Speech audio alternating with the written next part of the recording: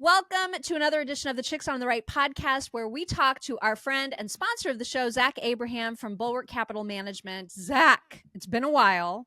Yeah. It's been kind of uneventful lately. That's what's going on.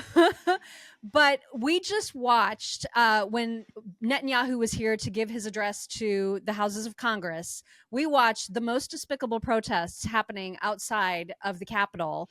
And when stuff like that happens and it gets really riled up and violent, it makes people uneasy about everything, including finances. So what's your message to people who may be concerned right now? My biggest message would be that in virtually all scenarios, if we're talking about things that are political or having to do with elections and things of that nature, those things have tremendous impacts on our lives, right? And our principles, especially in this environment. I feel like every election is, a referendum on whether America is going to continue to be what we all know and love, or whether we're going to turn into some, banana authoritarian republic. And so those are worries.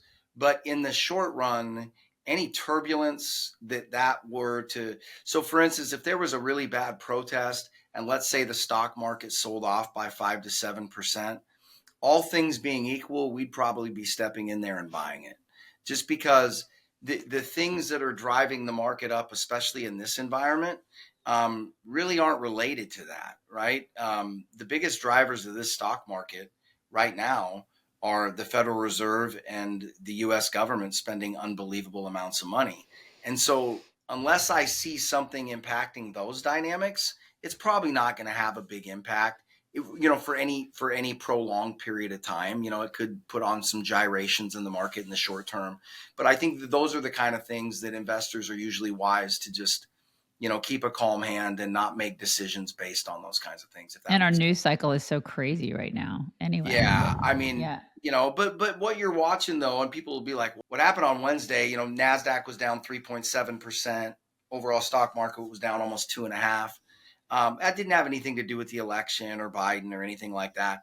It happened to do that has everything to do with a lot of the stuff that we've been talking about, which is just you've got a very small basket of stocks that just keeps going to the moon.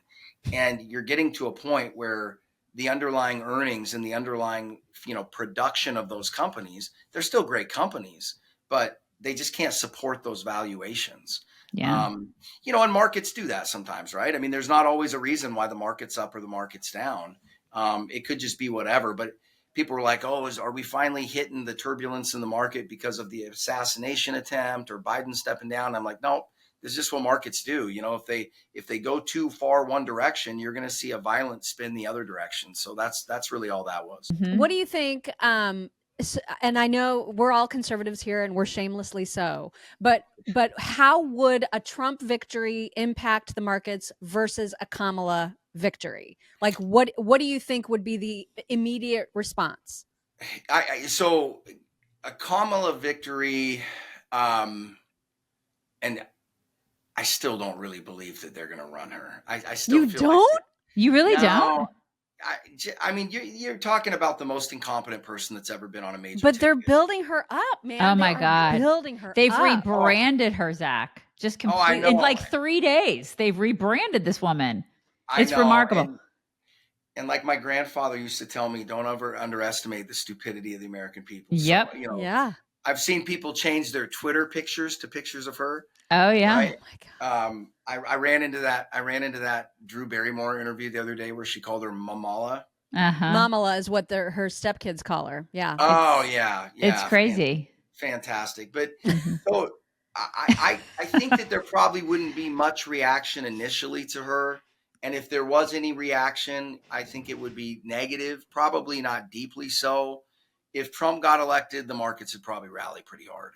Mm-hmm. And just because they know what they're getting with him, right? Mm-hmm. They know that he's going to take economic actions that are beneficial to the United States.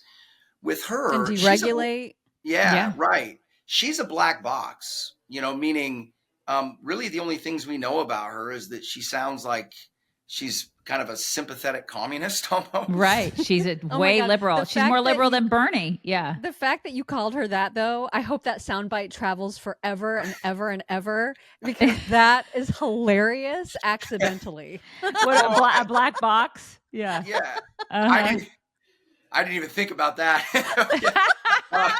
No, but just, even listening to the narratives around her, like black men, I was reading a Twitter profile the other day that was like extolling her and ripping down capitalism. And one of the reasons they cited for ripping down capitalism is that capitalism is responsible for an endless stream of black men going into prison. And I'm like, man, go look at her judicial record. Yeah. Right? Like, I mean, are you kidding me? I mean, Trump passed the Second Chance Act. She was imprisoning guys right and left for marijuana violations in the state of California. Asked Tulsi about that. She completely slammed her in that debate. Remember? People forget about that stuff. It's crazy to me how they forget about that when now she again is being rebranded as this completely different person that we saw during that time frame. Or how about the irony of the party that is supposedly trying to rescue democracy, and they're putting somebody up that the last time they ran got less than 1% of the Democratic vote. Yeah. Right. Like, I mean, you can't make this stuff up. So part of me, I mean, she's probably in my opinion, and I don't think a lot of people would argue with this. I think she's the least qualified, that I've seen in my lifetime on any one of the tickets. I mean, it's remarkable. And the fact that people are excited about turning the reins of this country over to her, I mean, it's all about identity politics, Zach. That's what it's about. That's all we've got at this point. And it's deeply frustrating to me. And I know it is for you guys too, but for people that rely on facts and data and things like that, it's not what anybody cares about, right? Trump's a racist and she's the savior of America. It's crazy. That's the narrative. Everything's upside down. Yeah. Well, and I know you guys are like me, right? I mean, obviously I don't think anybody needs to really, use their imagination to figure out which side of this election I'm on. That being said, Trump's not, he's not my ideal candidate. He's not, I'm not a Trump sycophant by any stretch of the imagination, but to look at those two people and think that she's more qualified to run a lemonade stand, let alone a country. I mean, come on. Right on. So we encouraged our audience to attend your last webinar earlier in the week. And I know you host those frequently, which is great. So how can people find out more about those and more about you and more about Bulwark Capital Management? Yeah, so pretty easy to find. So we do our radio show every single week, and then we do a 25-minute kind of market recap of everything important that's happened in the markets and politics every single day. We call it our Daily Dots. You can find that on Know Your Risk Radio. It's on every podcast site. You can find us.